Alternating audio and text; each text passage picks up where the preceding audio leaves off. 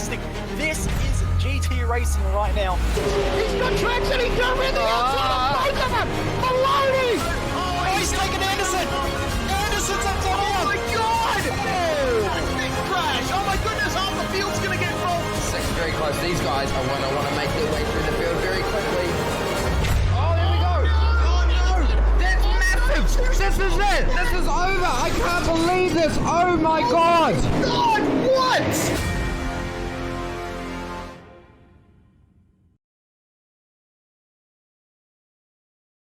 And a very good evening, ladies and gentlemen, and welcome to round number 7 of the Hyundai Excel Racing eSeries presented by Shannon's Insurance. It's going to be a 1-hour endurance race at Mount Panorama tonight, and you're watching it right here on the SimSpeed TV network. I'm your commentator, Lachlan Mansell. I'll be joined throughout the evening by David Haynes. Before we get into the action, though, we're going to take a guided tour of the Mount Panorama circuit with the driver who's won a race in real life in a Hyundai Excel at the mountain. Let's take a ride around Australia's greatest racetrack with Ben Bargwanna.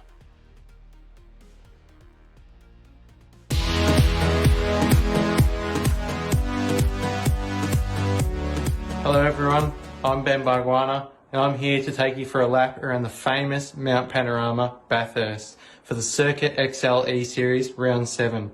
But before that, I'm going to tell you a bit about myself. I currently race in the Formula Ford Australia Series. Last year was my first year and we finished second in the state title. And this year we're looking to ramp that up and have a bigger crack at the national title. And at the end of the year, I'll be strapping into this thing with my dad, the Peugeot 308 TCR car, sponsored by Burson Auto Parts. And as you can see, this is the Burson Auto Parts race simulator room, where Dad and I cut some laps. So I'm looking forward to jumping into that at the end of the year to race around the real Bathurst, and that's going to be exciting. But I was lucky enough to race around Bathurst for the first time in 2018 at the Bathurst 6 Hour, and that was an incredible event in the Excel. That was my first time there, and I was actually lucky enough to come away with the round victory. So I'll just give you a quick rundown of the sim.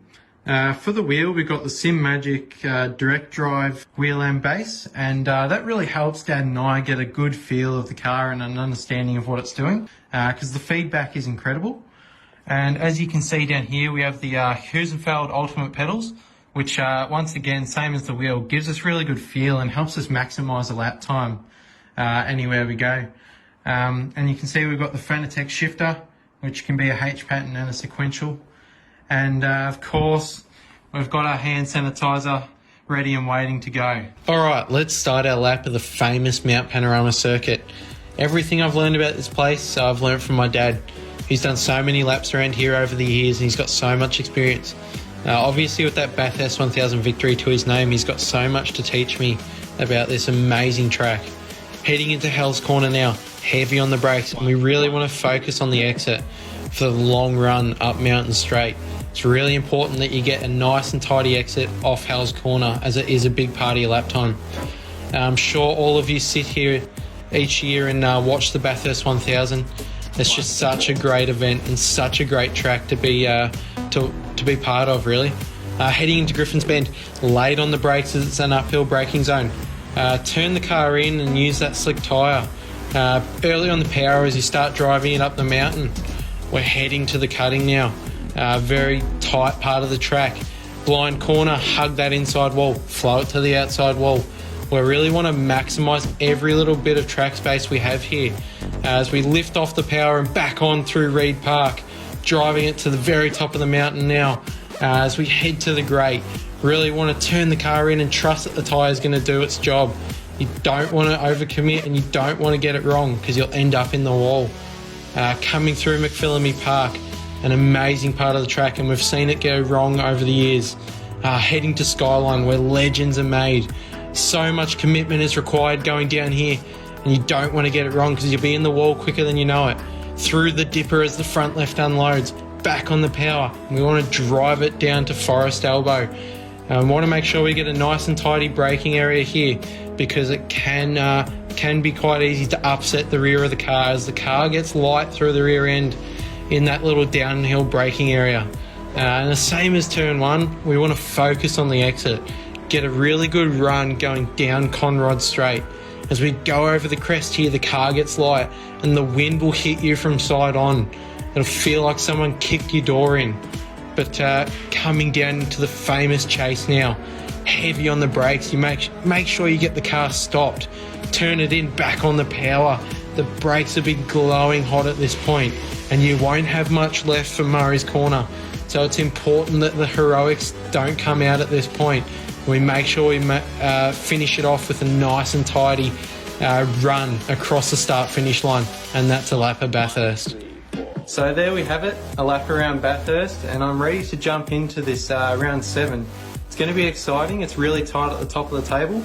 After 6 rounds, I'm sitting second right behind Ethan Griggold, who's really good on these things. So I'm just trying to do my best to get the best results I can and get as many points as I can. But round 7 is the Enduro round, and it means an hour-long race at Bathurst with the pit stops. So it's going to be exciting. I can't wait to see you all out there.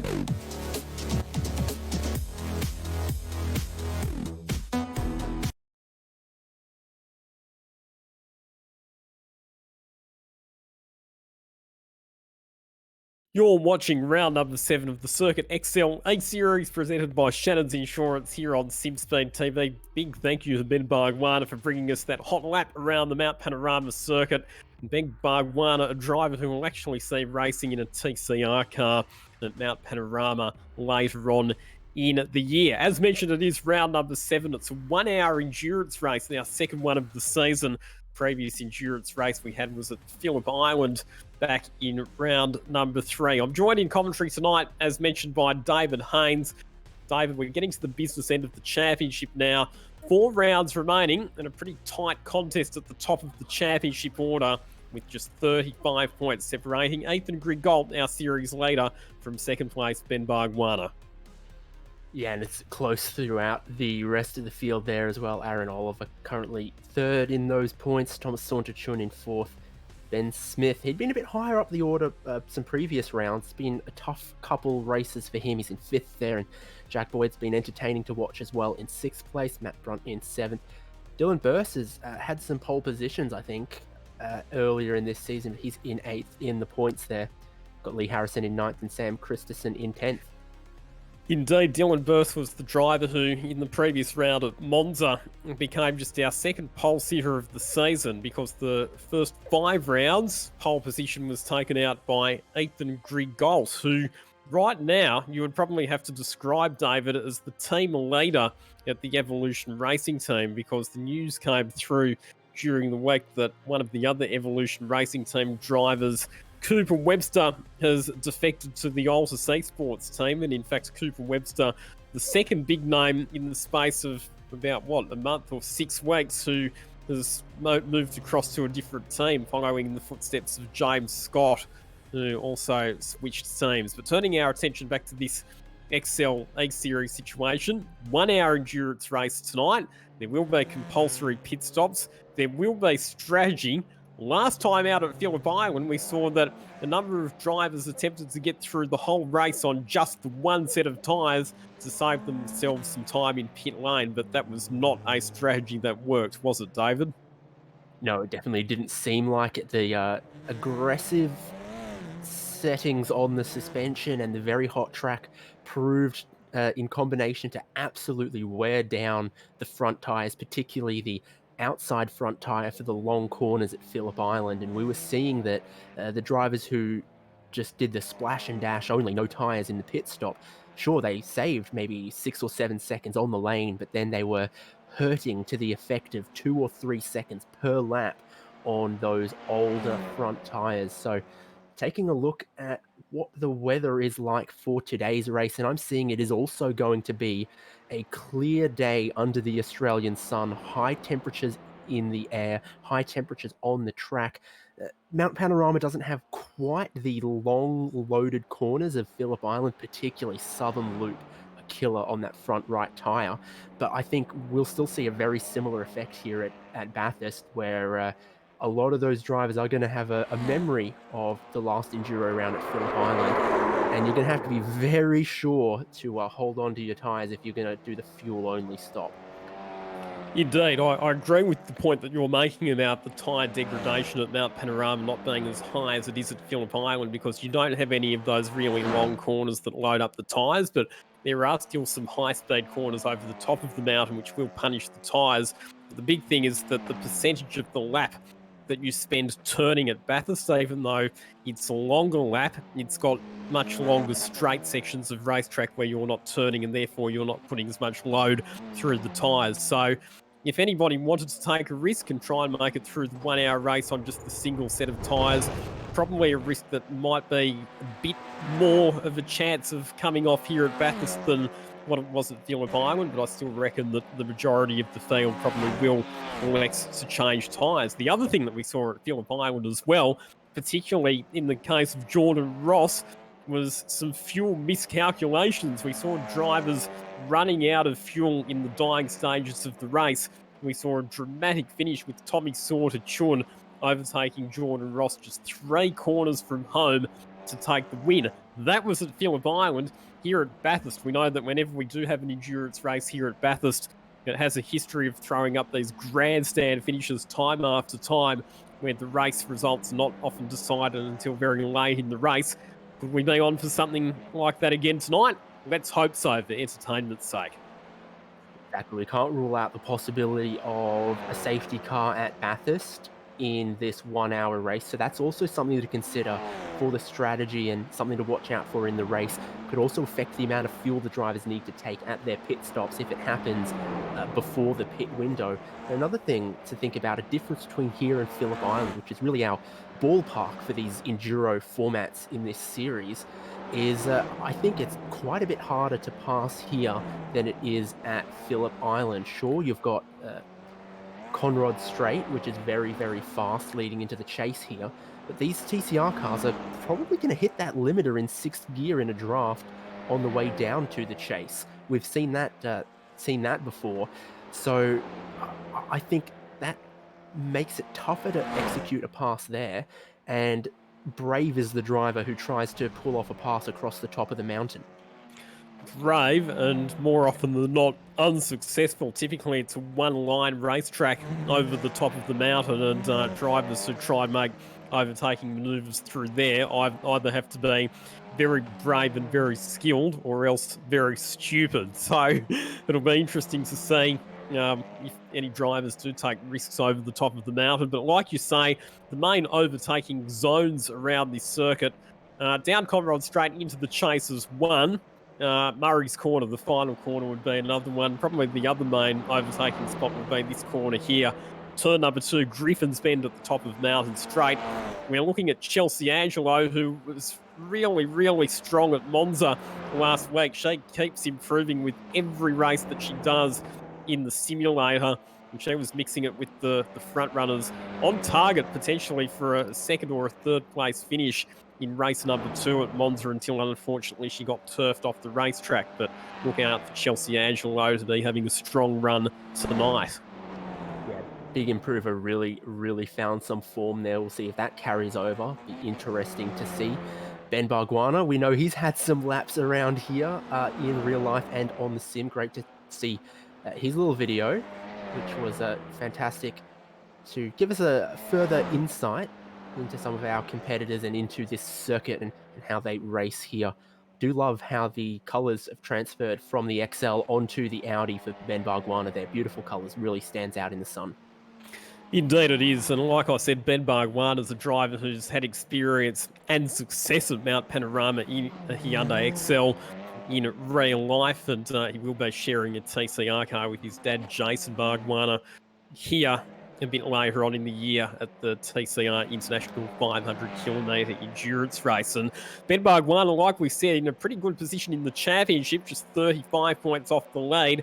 He'll be looking to bring home another good result tonight and keep the pressure on our current championship leader, Ethan Grigol. This race is worth double the points of a normal sprint race, or to put it another way, it's worth the same as a regular round, but all of the points are condensed into the one race. So 300 points up for grabs for the race winner.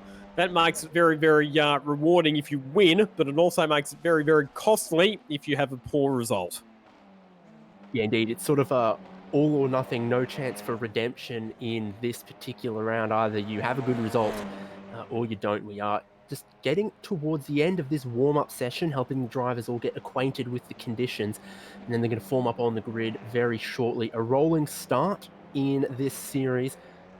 They start behind the safety car. The safety car pulls into the lane, and then we are going to get racing. That's coming up really shortly. Yeah, looking forward to this one. Anytime you have any sort of endurance race at Mount Panorama, it never fails to deliver. And I'm sure that will very much be the case again tonight as well. A lot of the Excel competitors looking forward to getting back to real life racing. In fact, there is going to be a New South Wales Excel event happening on the 13th of June. But here's a look at your grid positions. Ethan Grigol, 6th pole position for the season for him. Joining him on the front row, his Evolution Racing teammate Jordan Caruso.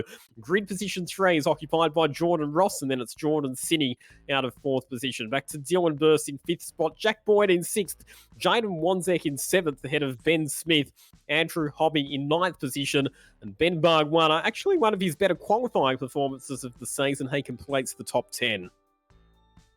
And I've been giving you incorrect information. We're actually looking like we're going to have a standing start for today's race. So might flick through some of the remainder of your grid on the screen, but it is 10 seconds till lights out and 60 minutes of Enduro XL eSeries action begins at the mountain. Tommy Saunter-Chun starting a long way down the order in position number 21. He's got some work to do, and he is the reigning Enduro winner. As we get set for a race start, lights out and away we go. Ethan Grigol for pole position. A strong jump. His teammate Jordan Caruso slots into position number 2. And then it'll be Jordan Ross moving into position number 3 there. Out of Hill Corner, they come on this opening lap. A massive field of Audi RS3 TCR cars filed their way through Hill Corner. And then they start ducking and weaving as they try to sort themselves out for the long run up Mountain Straight. And unfortunately, we've got some contact and some drama at the back of the pack. Yep, so Frank Hodak, they're having some dramas. Might have been Darren Whittington involved as well. Your top 5 got away very, very cleanly. There's quite a good launch control on these cars as well. You can set that to try and get a clean getaway. So Ethan Grigol's converted his pole into a lead over the top of the mountain for the first time, and Jordan Caruso, Jordan Ross, Jordy Sinney in there as well. Big mover has been Ben Smith, who's come from 8th into 5th. We're also looking at Lachlan Maneath, who's been one to watch this year as well. So single file racetrack over the top of the mountain as they negotiate their way down through Reid Park and Stillman Park, down through what we know was the Metal Grate, and then into the McPhillamy Park left-hander as well. And then it's a case of trying to get the car settled down and straightened up before you have to brake quite heavily to slow it down for the run through the S's and into the dipper. Very, very easy to suffer understeer through here or lose the back end of the car on cold tyres if you don't have it straightened up properly before you jump on the brake pedal.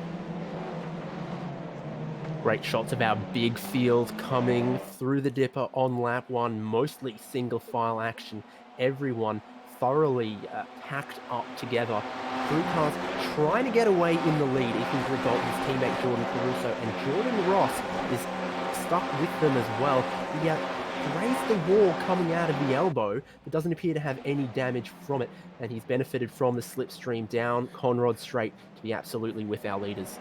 Really, really good job from the entire field, apart from that little bobble that we saw involving a couple of cars at Hill Corner. All of the drivers have been very well behaved. They know that this is a longer distance endurance race. It's not a sprint race, and it's not about trying to win the race on the first lap. It's about buying a ticket to the last 10 or 15 minutes or so. That's when we'll start to see the really aggressive and ferocious dicing for track position. Talk pretty much status quo as they headed down to complete that opening lap, but we do have Mitchell McGarry coming to the pits. One of the moves that we saw on Conrod Straight as well was Lachlan Maneath getting ahead of Andrew Hobby, and Joel Johnson was able to follow Maneath through as well. But our top 3 cars have pulled away. Grigol leading an Evolution Racing Team 1-2 at the moment, ahead of Jordan Caruso. And then we go back to Jordan Ross, who's sitting pretty there in 3rd position. As we've got one car very wide, that's Dylan Burst, getting it a bit wrong there through Griffin's bend, and he will lose momentum and lose, I think, 3 positions as a result of that, and he needs to settle down a bit here, Dylan Burst, because he's grazed the wall through the cutting as well. and that will cost him some momentum. Hopefully no damage to his car. Yeah, I was wondering if maybe he'd realigned the toe on the front or something, and maybe the steering was a little bent, but he appears to have it back under control. Certainly, as you said, did lose out 3 spots there. Jack Boyd, Jaden Wanzek, and Ben Bargwanna jumping on past him in a place where you don't often see that many moves happen. No, it's always, again, quite risky making moves on the run-up into the cutting, but because Dylan Burst lost so much exit speed through Griffin's Bend, Ben Bargwanna was able to sweep around the outside and take that position, and Bargwanna now lining up Jaden Wanzek. It's all about trying to get a really good run out of Forest Elbow so that, if possible, you can get a tow from the car ahead, as we've got a slow James Zates heading down through the dipper and towards Forest Elbow. Clearly he's whacked the wall, and that's definitely a front end wheel alignment, not in the right direction for him, because he's travelling quite slowly down the hill. Here come the field down into the chase. Dylan Burst just regathering his thoughts, just regaining his composure and tucking back onto the tail end of Ben Bargwanna. Yeah, so we know in our sprint rounds it is an out-and-out sprint, but here there is a few things for the drivers to think about. Not only is it a longer race, a 60-minute race, we already have thought about the tyres. You might want to be really looking after your tyres right now at this point of the race, but then there's also the fuel. If you're Jordan Caruso sitting second in line, picking up that slipstream, rolling out of the throttle a little bit earlier than the leader, you might come to that pit stop at the halfway point in the race and need a bit less fuel than some of your other competitors as well. Now, that's only going to help you if your pit stop is limited by the fuel drop, not by the tyres, and we do expect that most of the pit stops are going to be limited by the amount of time it takes to change 2 front tyres on these cars. We do apologise as well for some of the slight technical glitches for those of you tuning into our online coverage, which is all of you, obviously, because you can't actually watch sim racing in real life by paying trackside. So, of course, all of you are Unless you watching plug yourself into the Matrix. on the online coverage. But yes, just confirming that it is being streamed on the internet. So our producer from SimSpeed TV, Jay Kennedy, just doing a bit of work in the background to try and resolve those technical issues. Ethan Grigolt, your race leader by 0.4 of a second. Then it's Jordan Ross sitting in position 3, back to Ben Smith in 4th position at this stage. The top 10 cars separated by just 6.5 seconds after the first 2 laps of the race. Jordan Ross is impressing me. He is absolutely sticking with those 2 ERT cars, which have, in a way, been class of the field at some of these rounds. He's clearly pulling away from the rest of the pack. No one else in the field seems to have the speed of these top 3. So, good position for Jordan Ross to be. He's obviously got some race wins under his belt already. He's running away in a podium place, and all the while, burning less fuel than the guys in front. And he doesn't have to push his tyres absolutely to the limit through some of these corners, because then he closes those couple of tenths back up in the long straights. So having a look at the timing, and something's obviously happened to Jordan Sinney, who started this race on the second row of the grid, but has gone tumbling, and we're hearing that he's gone off at the chase. So that's what's happened then to Jordan Sinney. Tommy Saunter-Chun, who started this race from 21st position, has come up 4 spots so far to 17th. He's still got a lot of work to do. Andrew Hobby, another driver who's plummeted. He started this race inside the top 10 on the grid, but he's all the way back to 20th position. So it hasn't been an ideal opening few laps for Andrew Hobby, who is now in the pits, according to the information from timing. Yeah, I see that as well. So a couple drivers have had to make their pit stops. Edward Mitchell's been on the lane a long time, Matthew Hull as well. Frank Hodak, we saw that issue. Same too for James Zeitz and the damage he picked up on the front right. The other drivers who've been down the pit lane are Reese Rowland, Brett Matheson, Dean O'Neill, Mitchell McGarry. We saw that one as well. Very easy to find that LJ Hooker car. And then who else? Harry Tompkins, and there's a couple others, Andrew Hobby and Jonathan Bykoff as well. Again, for those of you tuning in, apologies for the slight technical glitches, but it looks like we're not far away from having some vision back, hopefully, of the cars on track. There are our two race leaders in the Evolution Racing cars. Nathan Griggolt just ahead of Jordan Caruso. And Jordan Ross sitting there in position number 3. The top 3 cars have all pulled a fairly decent buffer now over 4th place Ben Smith. Then we go back to Jack Boyd.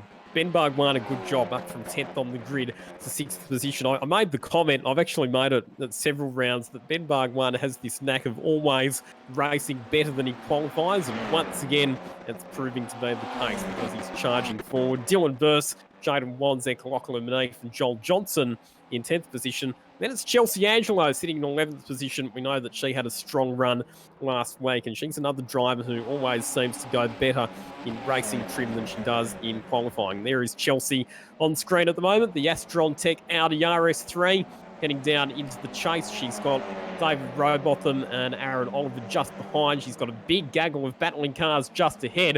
And we see a couple of those cars battling for positions, and Jaden Wanzek and Dylan Burse are going to swap spots. Jaden Wanzek got a better exit from the chase, was able to round up Dylan Burse on the outside as they headed into Murray's corner. And with that little lift off the throttle and perhaps slightly slower exit from Murray's corner, Dylan Burse is now vulnerable to Lachlan Manif getting into Hill Corner, and those two cars will go side by side. There's a car coming out of the pits as well who actually moves over.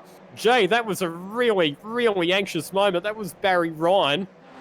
No, it wasn't, I beg your pardon, but it was a car that had just come out of the pits and made door-to-door contact with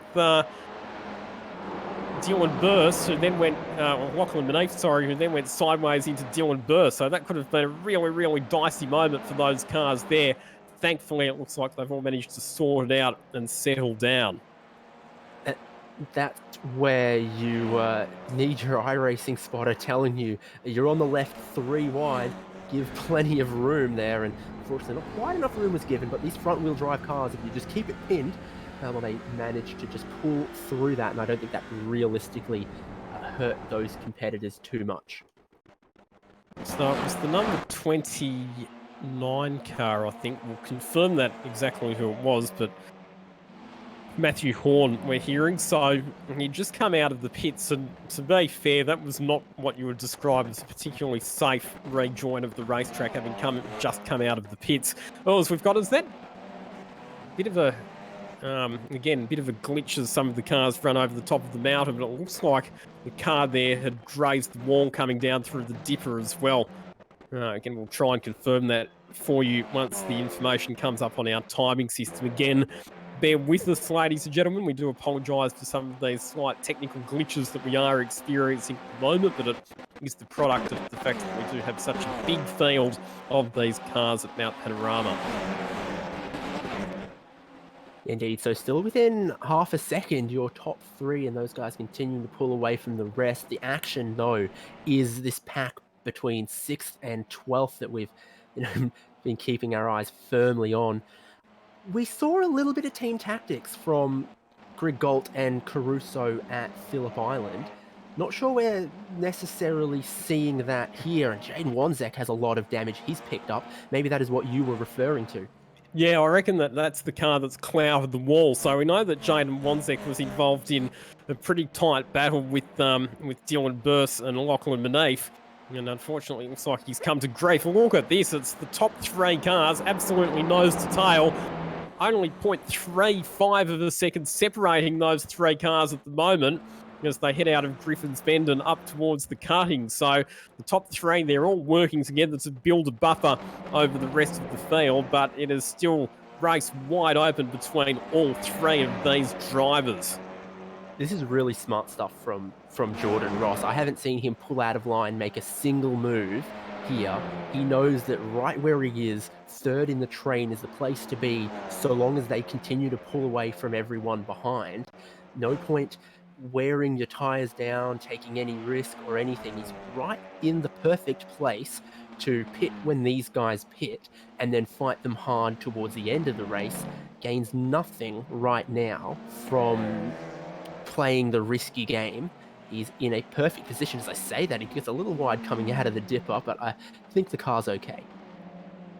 Other interesting thing is that Ben Bargwanna has come into the pits as well. So he was running, let's not forget, in 6th position, having had a good start and made up a number of positions. But he's still in the pits, and this is a long stop for Ben Bargwanna. In fact, there he is back out on the racetrack now. The timing just taking a bit of time to update, but he was in pit lane for a total of 73 seconds, so a long stop for Ben Bargwanna, and he's drops behind a number of the other cars that have already pitted. So whether that was to repair damage or for some other issue, but number one, it was a very long stop. But number two, it was also a very early stop for Ben Bargwanna. So his race now potentially going to be a bit compromised as well. As when you look at the battle for positions 4 and 5, this is Jack Boyd coming under fire from Ben Smith. And while these two are battling, they are losing ground. Sorry? Boyd's actually just gotten past Ben Smith. Ben Smith had been the 4th place car for a little while, and as I think you're about to point out, this is two people who really need to be working together. They do, because while they're battling each other, they are slowing one another down, and they've now fallen 6 seconds behind the leading trio of cars. As we pick up a replay of the change of position heading down into the chase. So Ben Smith, big late braking manoeuvre from Jack Boyd, but he was able to get the car stopped.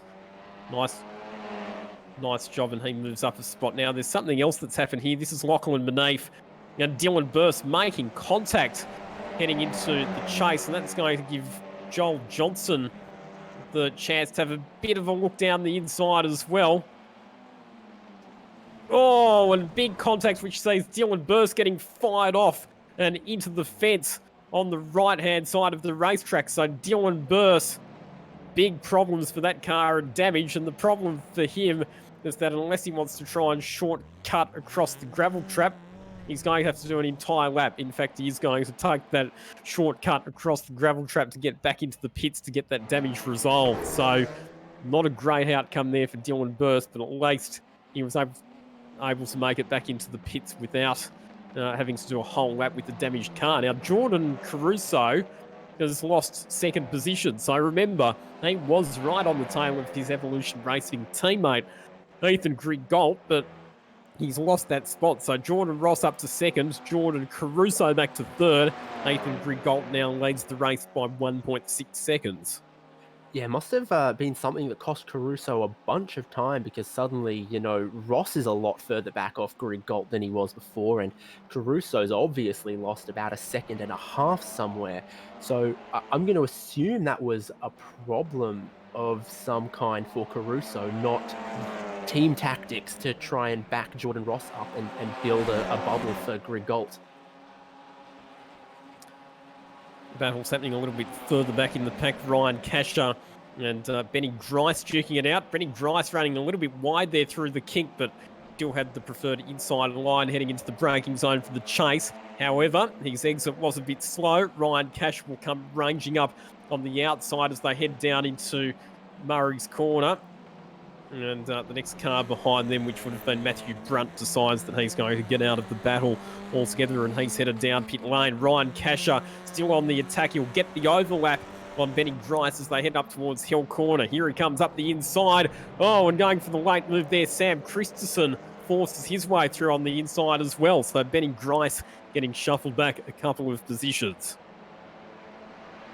Here's something I'm picking up on the timing is almost everyone's dropped off about 1.5 seconds from their fastest laps in this race. Track temperature is still 52 Celsius. Some of these drivers might be saying this pack racing stuff is ridiculous. We're losing time going too wide like this. It might not hurt you to pit now, put a new set of front tyres on, and go for some kind of undercut with some clean track. Oh, side by side into the cutting, Sam Christensen and Ben Grice. It looks like the battle had been just about resolved between those two, but Sam Christensen then tried to go around the outside of Ryan Casher into Griffin's Bend, ran out of grip on the outside of the circuit, and that gave Ben Grice the invitation to try and get that spot back. So, fortunately, they've all managed to sort themselves out. But yeah, like you say there, the fact that the lap times have already dropped off by that much would indicate that people will be changing tyres when they take their pit stops.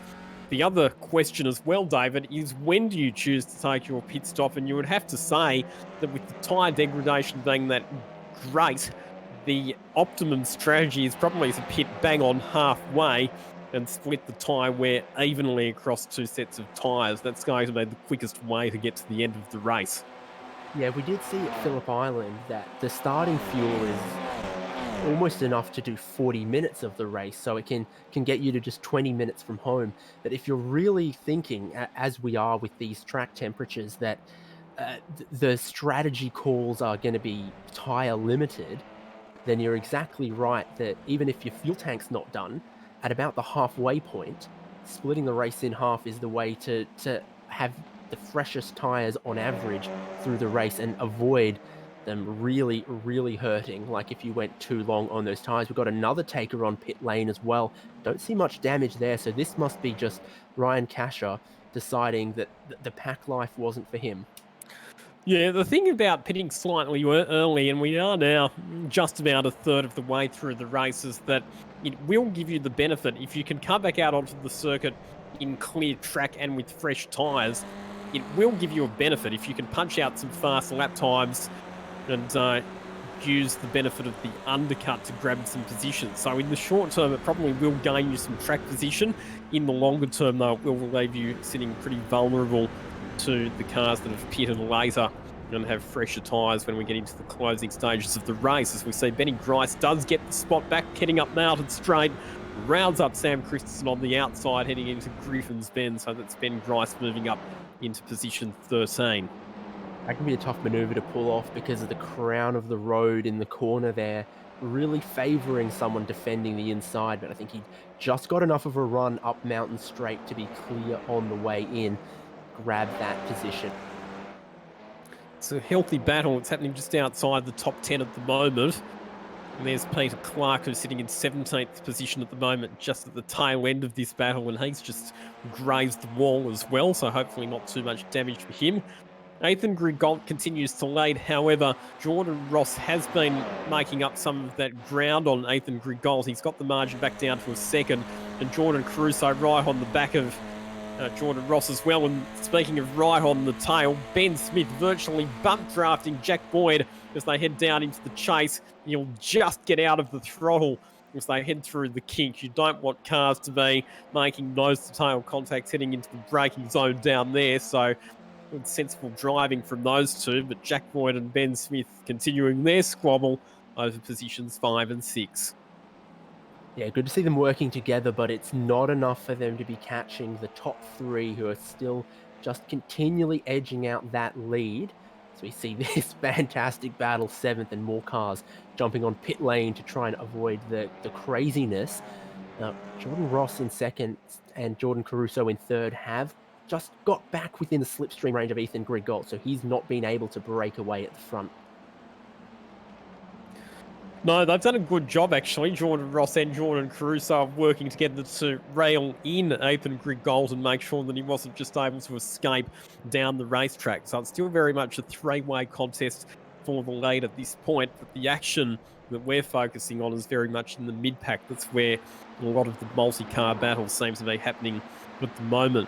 Still a lot to play out here in terms of strategy and who pits when, and whether or not people decide to change tyres or try and make it to the end of the race on one set of tyres. Like we've seen, though, with the lap times tumbling away, I think it'd be a pretty brave move to try and get through the race on one set of tyres. We're seeing now that the race leaders already, after just over 20 minutes, now lapping about 2 seconds slower than they were at the beginning of the race. So how much extra time is it to do a tyre stop, David? We did know at Phillip Island because we saw the numbers, and the difference was a bit noticeable, but it was only 6 or 7 seconds or so, and it seemed like as the old tyres continued to drop off, eventually the difference between a brand new set and the old tyres became in the order of 2 or 3 seconds per lap. So it definitely bought you a bit of track position, but it just didn't last. Yeah, I reckon everybody will change tyres tonight. Oh, Chelsea Angelo glances the wall on the exit of Forest Elbow. So she's currently sitting in 8th position, just behind David Robotham, and just ahead of young Caleb Hydes, Aaron Oliver there in the Penrite car, who is currently the highest placed of the South Australian competitors in the Circuit Excel A-Series, and on target to win the prize of some tyres for his real-life Hyundai Excel. Chelsea Angelo deep under brakes. Oh, Robotham wide, drops the right-hand wheels off the edge of the racetrack at the chase. Chelsea Angelo almost doing the same thing. Oh, we've got another car running very wide in the background there, just at the back of the shot. That was Lee Harrison off the road. And Riley Beggs out of position number 12 decides that it's time to come in for a pit stop. A couple of other cars that are in the pits as well. Here is the battle for the race lead. Nathan Grigol, Jordan Ross, and Jordan Caruso. So Jordan Ross now in an Evolution Racing Team sandwich as they negotiate their way up towards the cutting.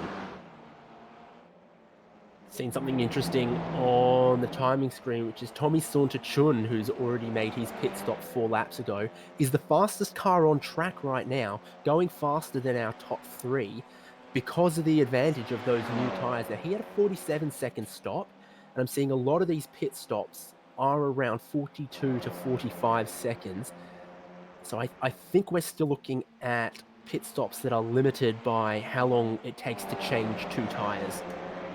So Tommy Saunter-Chun obviously went for tyres at that pit stop, and like you say, he's setting some quick lap times at the moment. So, as suggested, he will get the benefit of the undercut. And the thing for him was because he qualified a bit further back and his track position wasn't great, he really needed to do something a bit different to everybody else in the field to try and elevate himself up the order that way. So perhaps not the optimum strategy for Tommy Saunter-Chun, but in the position that he was in, it was probably worth him taking a bit of a gamble.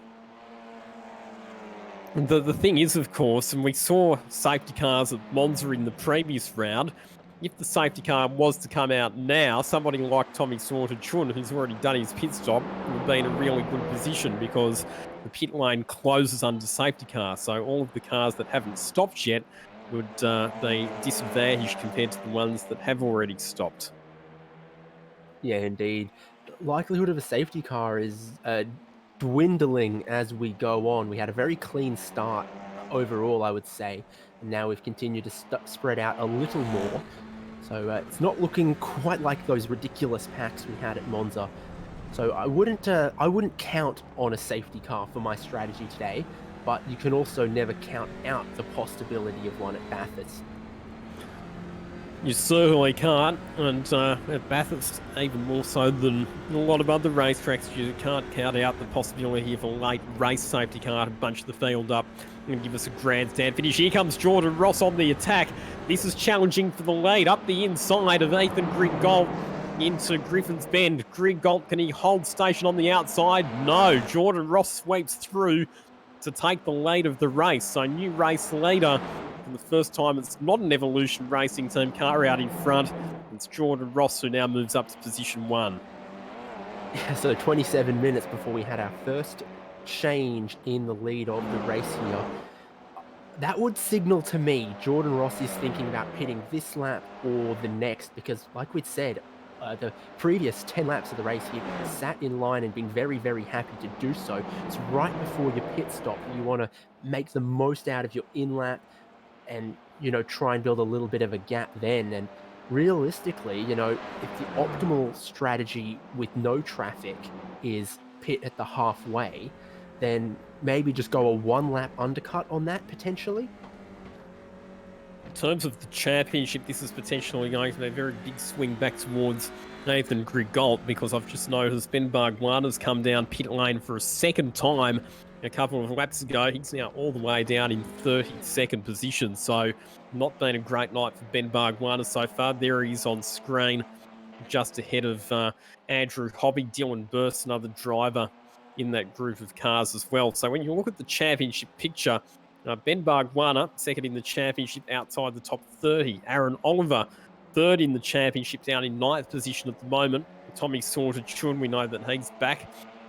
Ben Smith in position 5 in the championship, currently inside the top 5 in the race, but he's already a lot of points behind Ethan Grigol. So he had a rather tough round last time out at Monza, but this is Ethan Grigol's opportunity to really reassert his authority at the top of the championship standings as we come across the line to begin another lap. 31 minutes and 50 seconds remaining, so we are closing in on the halfway point of the race. Yeah, we'll be in the second half of the race when the leaders come across the line next time. None of them pitted in that time, and from this crate pack we've got here that Chelsea Angelo is leading, no one jumped into the pit lane either. So Robotham right behind there, and Aaron Oliver, Caleb Hydes in this. Lachlan Manif has been able to break away from this lot up in 6th, so he's in an interesting little spot as well, but this could be a move on here. Just had a look at Lachlan Manif though. 2 minutes 22.7 for Lachlan Manif last time around. He was the slowest car inside the top 10 based on the last lap of the race for him. So his pace is not great, and I'm just wondering, he had a pretty good charge in the early laps, Lachlan Manif, where he was setting some quick times and making manoeuvres, but it could have been that he's taken a bit of life out of his tyres. The good news for him is that he does have a bit of a buffer back to the next group of cars behind. It's a bit of defensive stuff from Chelsea Angelo here, trying to keep the cars behind. We saw that coming up to Griffin's Bend, quite a defensive line through the cutting, defensive as well. Really trying to hold on to that track position. This has been a really, really good battle. Chelsea Angelo and David Robotham are now nose to tail as they head down into the S's. David Robotham looks to the outside. You're not going to make a move there. In fact, I think he was slightly wide. Aaron Oliver and Caleb Hydes both right in the game as well. So this is position 7, 8, 9 and 10. We're right on board with Aaron Oliver in the Penrite car. You're seeing looks to take advantage of what will be a double tow from the two Audi RS3s immediately ahead of him on the racetrack as they head back onto Conrod Straight. Your leader is on pit road. Jordan Ross has peeled off. The two Evolution Racing Team cars have carried on. So Ethan Grigolt's going to get the lead of the race back. But Jordan Ross is gambling on an interesting strategy here, trying to undercut those other two guys, hoping that he can get in one fast lap and pull away. I still reckon that's pretty much the optimum strategy for Jordan Ross. We've reached the halfway point of the motor race, so why not come in and split the tyre wear evenly across two sets of tyres? I think it's a pretty sensible move for Jordan Ross. Dare I say it, he'll be a bit more careful with his fuel calculations than he was at Phillip Island. Yeah, I'm sure that's a very, very stinging memory for him. I'm watching his pit stop right now. Car's still up on the jacks and probably got another 20 seconds or so to go in that one. His teammate with the other improved race products livery there, Matthew Brunt, getting pushed along by Barry Ryan. Barry Ryan was very good to try and avoid any contact at Monza. Now he's giving a bump draft. So Jordan Ross, having come in and taken his stop, has come back out onto the racetrack in position 13, just ahead of Jaden Wanzek, who was the highest placed of the cars to have stopped. But Jaden Wanzek down in 14th position at the moment, and he has gone 8 laps into this stint, so he pitted quite early with damage, as I recall, and his tyres will certainly be feeling the heat by the time we get to the end of this stint. How good's that battle been between Jack Boyd and Ben Smith? They've been at it all race long, and this battle continues as well. Chelsea Angelo, David Robotham, Aaron Oliver and Caleb Hydes all continuing to duke it out. Yeah, I think the word frenemies is a good one for Jack Boyd and Ben Smith. They're kind of working together, kind of battling against each other. They want to finish ahead of the other one, but they're aware that before the last 15 or 10 minutes of the race, they can also hurt their own prospects by battling too hard against each other. So it's a bit of a cold war in that one. We'll see how it sorts out. And Jordan Ross definitely saw the car go up on the jacks. They changed at least one tyre, and it's a 22-second stop. So maybe I've been seeing 45-second stops to change all 4 tyres. The rear tyres don't really need changing on these front-wheel drive cars. Optimum strategy is absolutely to change just those 2 front tyres. Indeed, because they're the ones that cop an absolute pounding, and as we say that, Jordan Caruso is now on pit lane as well, so the number 26 Evolution Racing Team. Car comes into the pits, and we've got almost contact happening between cars. As David Robotham was looking down the inside of Chelsea Angelo, but Robotham comes into the pits, as does Aaron Oliver. And Lee Harrison, I think, coming in as well. Jack Boyd and Ben Smith both coming into the pits together. So they've been inseparable all race, and they're inseparable on pit strategy as well. A lot of cars on pit lane right now from your top 10. A popular lap to pit just after the halfway mark in the race. Ethan Grigolt's carried on though. So that's a split strategy between the cars from ERT. It's looking like a longer stop from Caruso. This is going to approach a 40-second stop. Is he changing all 4 tyres, or has he been caught speeding on the way into the lane? Well, if it is all 4 tyres, then that's the other strategy option, isn't it, for Jordan Caruso? So if that's the case, here it goes now. That is a very, very interesting manoeuvre. 49.1 seconds, the pit stop time there for Jordan Caruso. So his pit stop about 25 seconds slower, or 27 seconds slower to be precise, than Jordan Ross. That's a lot of time to try and get back in at just 25 and a half minutes with 2 extra tyres. The other problem for Jordan Caruso is he has given away some more track position to Ben Smith, Jack Boyd, and he's fallen in behind Jaden Wanzek as well. So, interesting move there for Jordan Caruso. Tough pit entry here. It's got its own special gravel trap runoff and a couple corners and curbs that you've got to hit on the way in, and you really want to attack that pit entry, then make sure you get it slowed down to the 50km/h speed limit that it is on iRacing. Quite slow compared to some of the other circuits. Definitely slow compared to Monza, where I think the speed limit was 72 or something.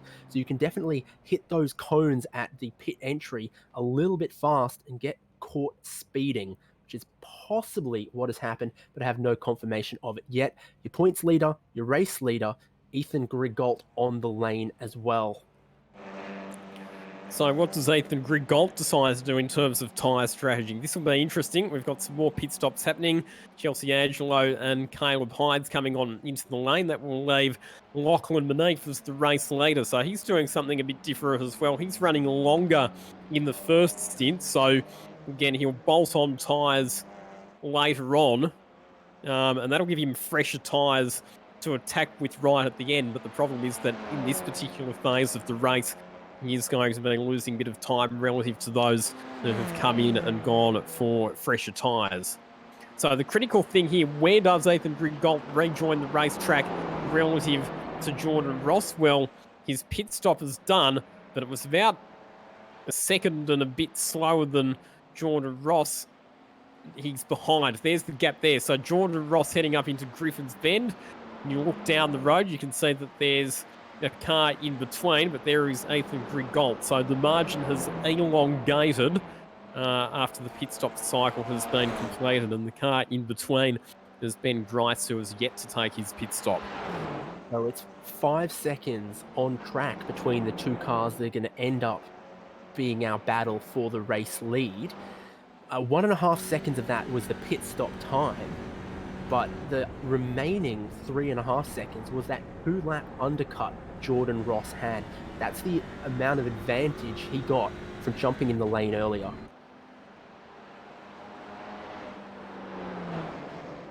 So David Robotham, another driver who I think must have taken 4 tyres, because he was right behind Chelsea Angelo, but he's fallen way back behind Chelsea Angelo, all the way down into 20th position after his pit stop. There he is on screen at the moment, David Robotham.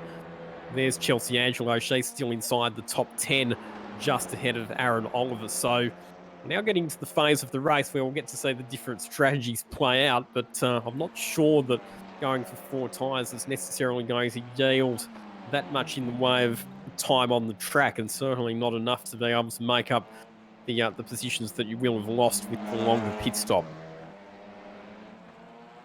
Indeed, so 3 drivers yet to pit at this point. Lachlan Manif out in front, Ben Grice in 3rd, and James Simpson in 15th.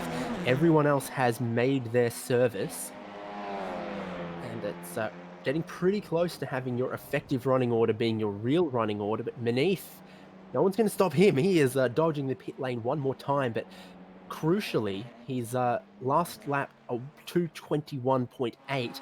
Jordan Ross did a 2:18.9. So 3 seconds a lap quicker.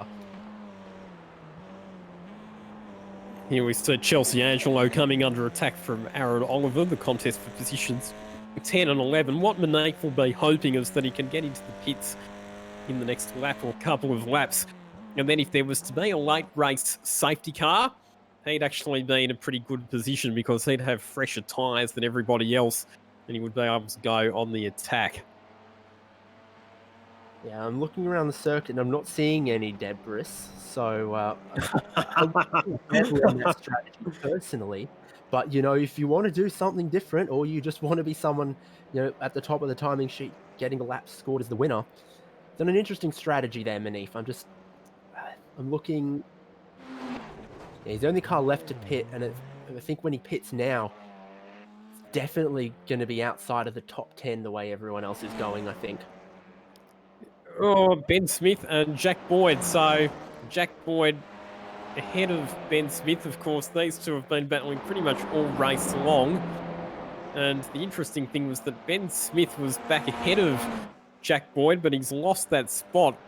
And by the looks of this, it's happened in a section of the circuit where you don't normally see overtaking. Oh, right out sideways on the run up into the cutting for Ben Smith. He did a good job to save that before it made contact with the wall. And unfortunately, the loss of exit speed heading up the hill was enough to cost him at position 4 to Jack Boyd. Fastest car on the racetrack at the moment, Jordan Caruso. 2 minutes 18.7, last lap time for Jordan Caruso, who sits in position number 7. Of course, we believe that he took 4 tyres at his pit stop, so he's got tyres that are in the best condition of everyone. However, the bad news for Jordan Caruso is that while he was the fastest driver on the racetrack, he was only 0.2 of a second quicker than Jordan Ross, which is nowhere near enough to be able to make up the time that he lost by taking on the extra tyres during his pit stop. What I love about this Enduro format is at the end here where we're seeing the different strategies all converge and who's on the freshest tyres and yeah, the potential of a safety car and all of those other possibilities. And then just also some straight fighting to the end.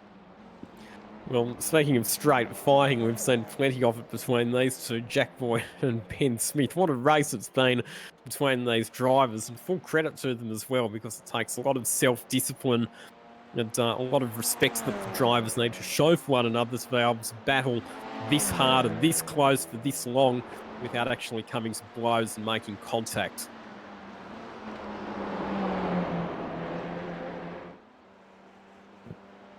Distracted because I've been winding back the tape on Jordan Caruso, just trying to have any insights on that pit stop, and I think it might have just been a case of he's accidentally had 4 tyres fitted. They just didn't get the communication with his crew.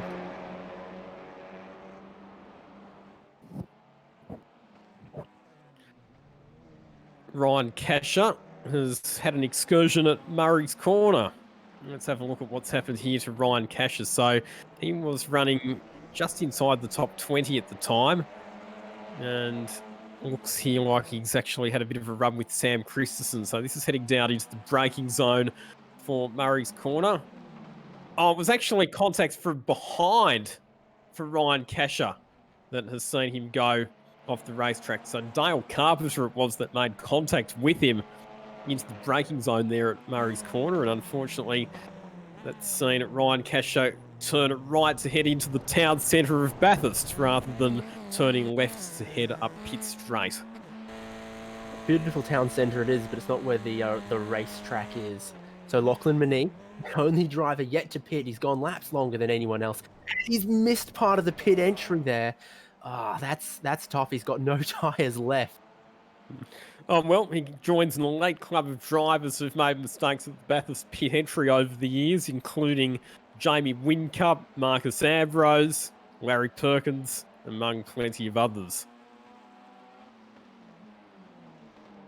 So Lachlan Manif, he'll be charging hard on fresh tyres when he gets back into the race, but spending that long on an old set of tyres will definitely have cost him some time and probably some track position. We're right on board with Ben Smith, who's still in behind Jack Boyd. What an unbelievable battle this has been between these two drivers. No tyres beneath. No tyres for Manif. Wow. 14 stop. He's going to come out ahead of Wanzek. He's going to hold on to 5th, but he is going to be, look, a sitting duck, I think, has better chances than Manif is going to have if this stays green for another 8 minutes. Sorry, 8 laps. Here comes Jordan Caruso getting a run on Jaden Wanzek, who has been out on the racetrack for 24 laps. So Jaden Wanzek's tyres will be well past their best as well. But how about Lachlan Manif? He's been on a set of tyres that he's on. Sorry, I was actually looking at a slightly wrong column there. Jaden Wanzek's been on his set of tyres for 13 laps. Lachlan Manif's now been on his set of tyres for 18 laps because we are 18 laps into the race. Like you said, being on worn tyres, he will be a sitting duck. But what he'll be hoping is that he doesn't lose too many positions before the end of the race. He sits in position 5 at the moment, and there are another 5 cars within about 7 or 8 seconds of Manif. So potentially he will lose some spots before the end of the race, but could still be in the top 10 by the time we get to the checkered flag. But a tough night for Tommy Sauter-Chun, the driver who was the winner of our last Enduro at Phillip Island. He just hasn't had the pace tonight. Qualified 21st. Went for an alternate strategy to try and make up some spots, but that's going to leave him on a pretty second-hand rubber towards the end of this race. And right now he's scored down in 17th position, trying to hold out Chris Donnelly. Yeah, indeed. As you mentioned, with those slightly fresher tyres in this little battle here, I'm thinking the only thing that's going to save Manif is if everyone else loses their table manners, keeps battling against each other, and forgets to get up the road and hunt him down. Yeah, I think you're exactly right. So, yeah, it's a ballsy strategy for Lachlan Manif, but it'll be interesting to look at his lap times compared to everybody else. Speaking of lap times, Ethan Grigault did a very slow time that time around, 2 minutes 23. So whether he had traffic or there was some other issue for Ethan Grigault, he was well off the pace. It was 2 minutes 20.6 the lap time for Jordan Ross, 2 minutes 23.0 for Grigault, 2 minutes 19.4 for both Jack Boyd and Ben Smith. Not surprising that their lap times are virtually identical given how close they are to one another on the racetrack. Then Jordan Caruso, 2 minutes 18.4. So again, Jordan Caruso lapping more quickly than the cars ahead of him, but he is 12 seconds behind this battle between Ben Smith and Jack Boyd, and he's whopping 26.5 seconds off the lead of the motor race. So Jordan Caruso, even with the impressive pace that he's showing at the moment, it's not going to be enough to get him any further forward with the time that we've got remaining, which is now under 14 minutes remaining on the clock. So plenty of interesting battles to be decided here. There's some straight-out fights like Caleb Hyde's, Chelsea Angelo, Aaron Oliver, who all pitted within a lap of each other, took the same amount of fuel, took the same tyre strategy. So there's still some of those sprint-style straight-out fights and huge drama here in your top 5. Goodness me, they've been battling nose to tail all race long, and they've finally come to blows. Jack Boyd and Ben Smith. I'd given them a rap. I'd talked about how good a job they'd both been doing all night of racing hard, racing clean, and not making contact with one another. And unfortunately, it's all come to a crunching end up at Skyline, and they've been caught up as an innocent victim in another incident. It looks like they have. Yeah, there are a couple of back markers that tangled, and unfortunately that has left Jack Boyd and Ben Smith with nowhere to go, and because they were so close and because they were fully committed over the top of Mount Panorama, neither one of them has been able to react in time, and that is going to be their night's done. What a shame. Yeah, that's the mountain, isn't it? I mean, they've come around that corner there. There's an incident already in progress, and they've just not been sure where to go, and caught up some cars that were lapped down having their own incidents there. And yeah, huge disappointment for those guys who'd been trying to work together, trying to keep their spots in the top 5. Makes a big opportunity for some of these other drivers, like we're looking at here, Caleb Hydes, Chelsea Angelo, and Aaron Oliver, who, like I said, are in a straight-out fight. Equal machinery, equal tyres, just slogging this one out to the end in the final 12 minutes. So, 2 minutes 19.6 for Jordan Ross, 2 minutes 19.8 for Ethan Griggold, 7.1 seconds separating the 2 race leaders. Jordan Caruso, 2 minutes 19.0, once again, fastest driver on the racetrack, but he's 25.5 seconds off the lead. Lachlan Manafe in position 4, but he is being caught by the cars behind, including Jaden Wanzek, Caleb Hydes, and Chelsea Angelo. Looking a bit further back, we've got battles happening just outside the top 20. Jordan Sinney and Ben Grice battling over positions 19 and 20. And next car back behind Ben Grice will be Jordan Sinney. We ride on board with him as they exit Hill Corner. A great run up the hill, and you see this often, just hugging that white line at the right-hand side of the circuit to defend the inside, maybe like traffic through as well. Jordy Sinney pulling along in the draft here. Not close enough to Grice up the mountain this time. Lachlan Manafe on that worn set of tyres sitting in position 4, but looking at the timing, he's just about to come under big pressure from the cars behind. Here he's on screen, and he's got Jaden Wanzek just about to get in the tow as they head down Conrod Straight. So Lachlan Manafe, with the tyres on that car being as old as what they are, he is going to have to put up some very robust defence if he wants to try and keep the cars behind at bay. The problem that he's going to have will be terminal understeer in the mid-corner because the front of the car just will not want to turn, and then also exit traction coming out of the slow corners. He won't be able to get on the power as hard or as early as the cars that have got fresher tyres. So they're the 2 factors that are going to make Manafe a bit vulnerable heading into the final 10 minutes of this race. You know that meme where there's the people in the church and there's one person sitting in a pew, the person behind has a gun on them, but then there's someone in the balcony with a gun on both of them? That's this battle for 4th.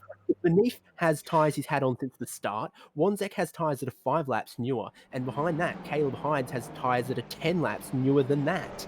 So, Manafe's coming under pressure from Wanzek, who's then got tyres that are still 10 laps older than Hydes and Angelo chasing that down. It's a small fish being chased by a bigger fish, being chased by an even bigger fish.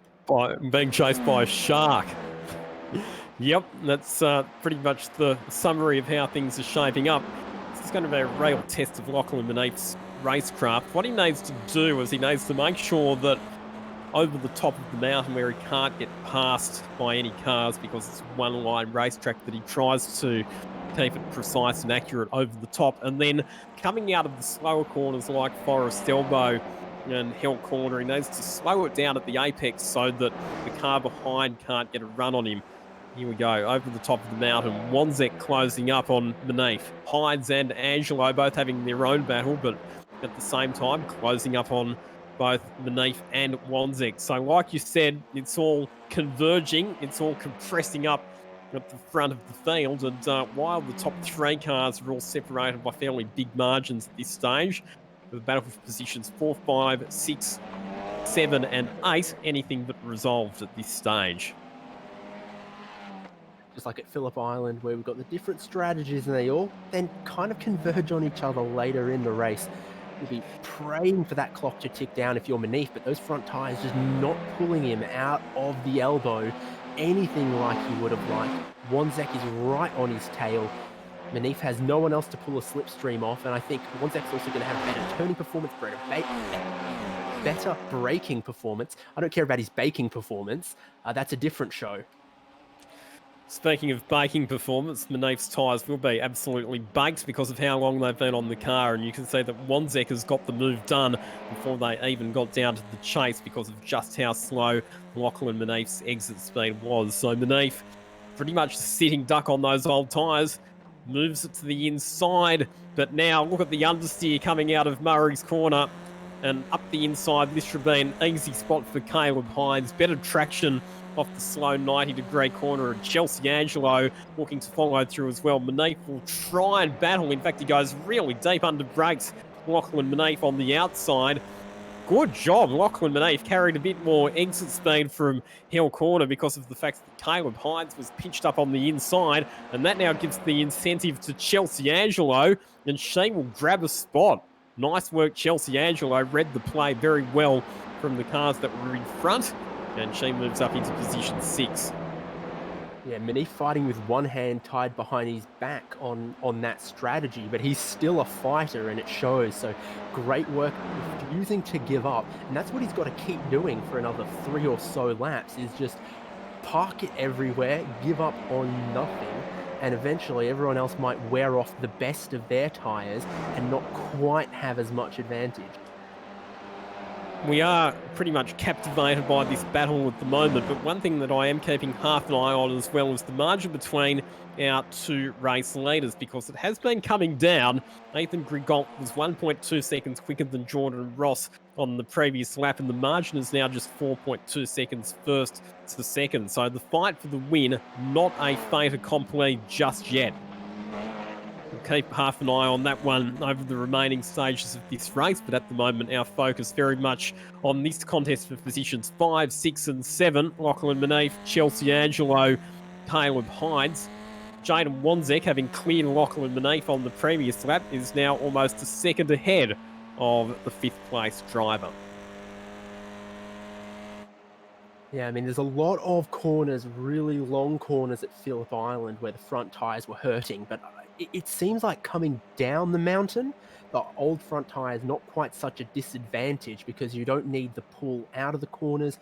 The rear is skatey and rotating. It's from the mid-corner to the exit of the corner here where the front tyres hurt and you really need their grip. So down the bottom of the mountain here, coming out of these 90-degree corners, you can see Manafe really, really struggling from the apex to the exit. Coming down the mountain, you know, put the brake bias back a little bit and the car really skates around. He doesn't seem to be losing too much time there.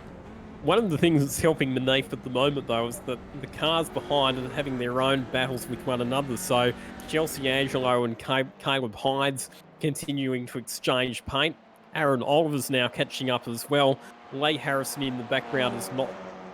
Oh, no, he's actually a bit further back, sorry. That was another laps car back there. But we could see as he headed down into the chase just the amount of understeer from Lachlan Manafe's car. But he is still doing a fantastic job on these old tyres to hold on as we've got Shane Novakey off the road at turn number 1. Another driver who takes tyres. So Novakey's also struggling with those very old front tyres. And Matthew Brunt putting the pressure here on David Robotham as well, giving him a bit of a bump draft as they head up towards Griffin's Bend. Robotham brakes very late. More of a medical examination there. That camera was doing a lot of work. Yeah, bump drafting up the hill, as we've seen a couple drivers do in places. If you're not confident you're going to make the move, well, it's quite a safe car to put the bump draft on because the front wheel drive, the car in front isn't going to get quite as loose and out of control. Lachlan Manafe's actually pulled away a bit from Chelsea Angelo over the top of the mountain and extended just a little bit of breathing space as they head down into Forest Elbow. So Manafe holding his ground at the moment inside the top 5.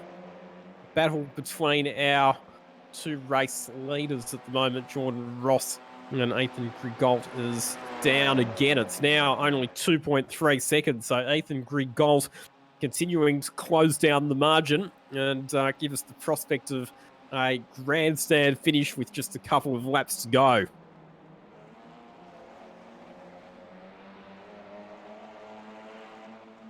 Loving this battle. This is all drivers who qualified outside the top 10, now trying to race for that 5th place and a big bag of points, of course, with the win being worth 300. This enduro race worth twice what a normal sprint race would be.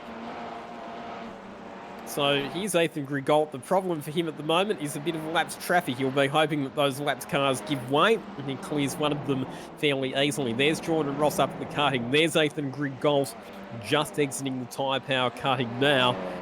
There is a car in between them. I think that's Mitchell McGarry who separates our first and second place cars, but the margin is now right on 2 seconds as Lachlan Maneef is going to come under fire heading up into Griffin's Bend, but he runs wide, just a little bit too deep under brakes there for Lachlan Maneef. The front tyres have finally tried enough. Chelsea Angelo gets through, Caleb Hydes gets through, Aaron Oliver gets through as well, squeezes through on the outside of Lachlan Maneef.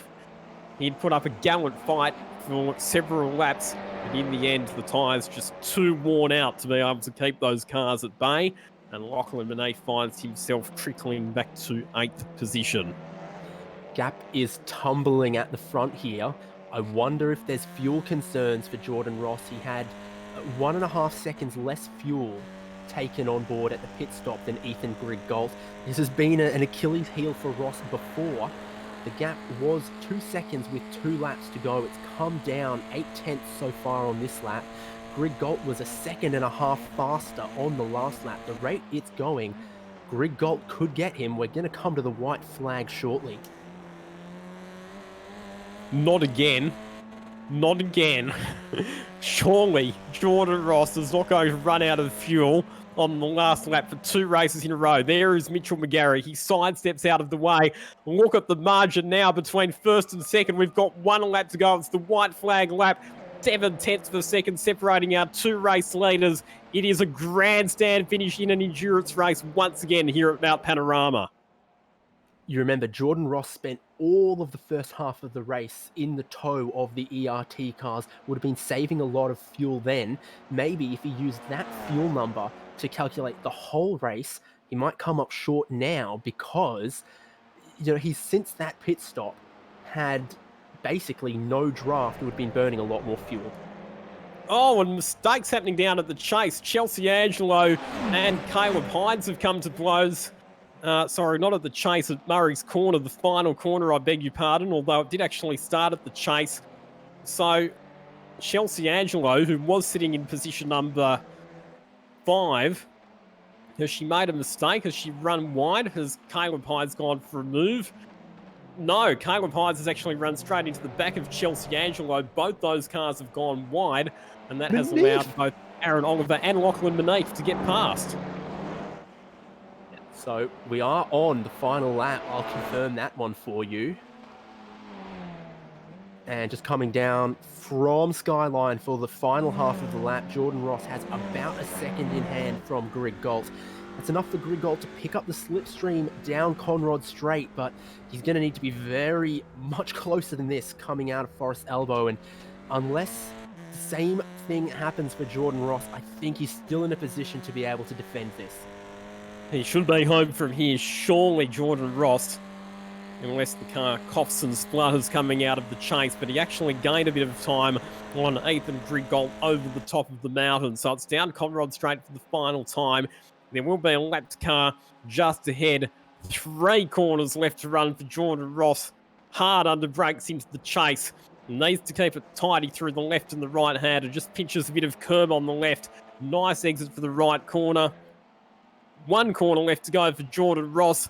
He lost the last endurance race at Phillip Island in heartbreaking circumstances, but he is going to respond in fine style here at Mount Panorama. And it's Jordan Ross who wins round number 7 of the Circuit Excel eSeries here at Bathurst. It's back-to-back round wins for Jordan Ross, and it's a maximum score of 300 points for the 2nd Saturday night in a row.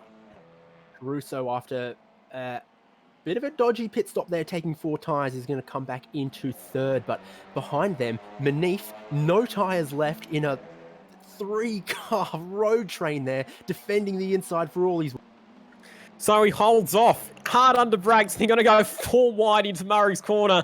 Angelo trying to go around the outside, Oliver going around the inside, but it's Lachlan Maneef in a Herculean performance who manages to hold out those cars. So he actually got ahead of Aaron Oliver on the last lap, did Lachlan Maneef, and staying on a single set of tyres for the whole race. The risk has paid off for Lachlan Maneef, who brings it home inside the top 5. Geordie Cini is side by side in a battle coming down to the chase. Got just enough down the inside here on Ben Grice. Has he gone in too hot? He has, though.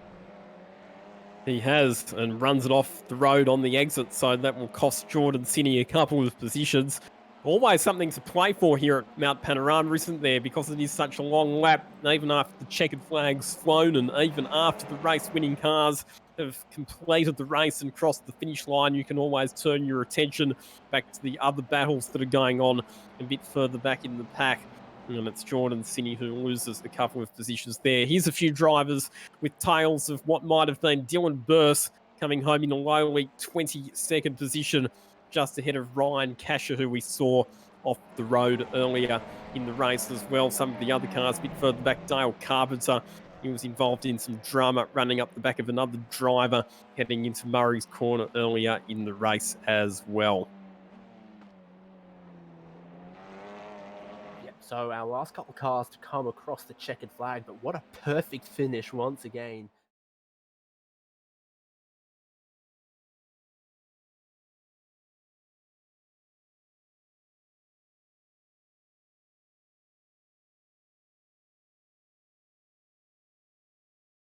Safety cars less than a second separated our first and second place drivers, Jordan Ross and Ethan Grigol. Jordan Caruso third ahead of Jaden Wanzek. And we're back to Lachlan Manif. What a performance from him. One set of tyres and still managed to come home in the top five. Aaron Oliver sixth, back to Chelsea Angelo, Caleb Hines, Lee Harrison and David Robotham completing your top 10. Yep, over the page we've got Matthew Brunt in 11th, Shane Novaki in 12th there. Tommy Saunter-Chun worked his way back up into 13th ahead of Mr. Fonte. Scott Fountain in 14th there. Joel Johnson in 15th. Chris Donnelly 16th. We saw this battle. Benjamin Grice getting 17th. Geordie Sinney not able to make the move stick on the final lap. Finishes in 18th. Sam Christensen then in 19th. And Jack Boyd in 20th. Then we go back to Dylan Burst in position 21 ahead of Ryan Casher. Darren Whittington in 23rd, back to Ben Bargwanna. Tough night for one of our title contenders down in 24th position. Andrew Hobby in 25th. Then it was Peter Clark ahead of Dale Carpenter, Mitchell McGarry, James Simpson, and Barry Ryan in 30th position. Yep, so a lot of our drivers going to head towards the traditional Bathurst jump at this point, but Nick Scaife in 31st, Sandra Hoare in 32nd, James Zeitz in 33rd, Riley Beggs 34th, and Jonathan Bykoff 35th, and Matt Horn in 36th, the last car on the lead lap. Whole field have staged themselves at Forest's Elbow and then head on down for the Mount Panorama jump, which is going to be tough for us to show once all the cars come together again. Indeed. So Dane O'Neill was 41st. Ben Smith, again, after getting caught up in that collision, and it made such a great battle between him and Jack Boyd all race long. So a bit of a shame for him to finish all the way down there. Hayden Jericho, 43rd.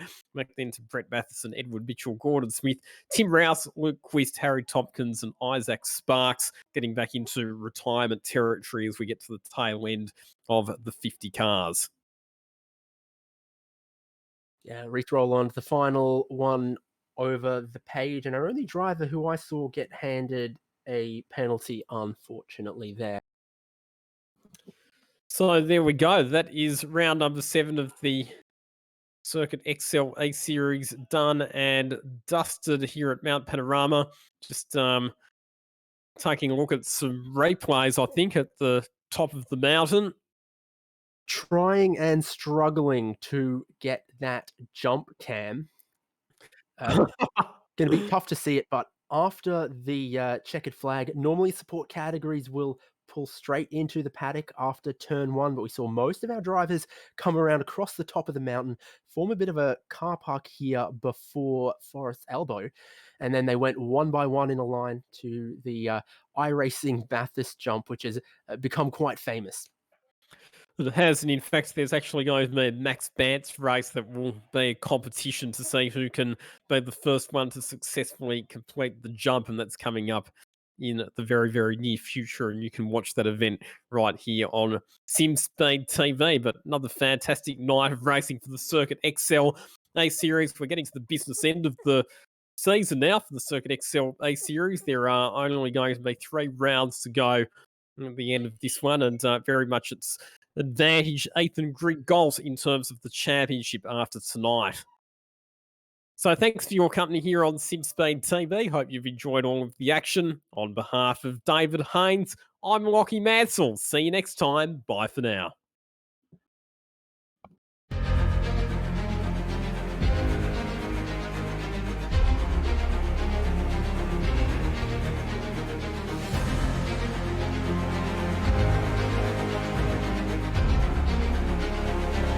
This is fantastic. This is GT racing right now. He's got traction. He's got rid of the outside of both of them. Maloney. Oh, he's taken Anderson.